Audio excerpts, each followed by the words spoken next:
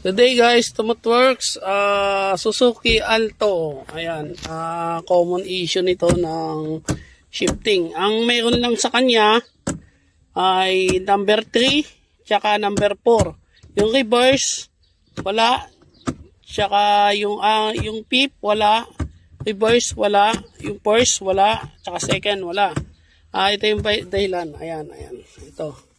Ito yung shifting cable niya.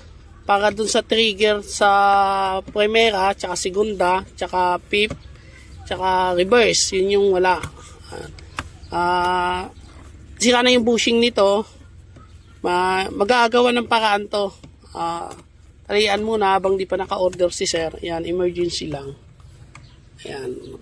Suzuki Alto. Ayan, plastic lang kasi.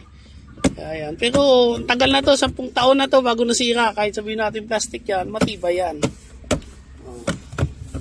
Kaya hindi siya nagsisip sa 1 at 2. Yan yung dahilan. Ayan. Sa mga Suzuki Alto dyan, chat nyo ako kung ganito ang problema nyo.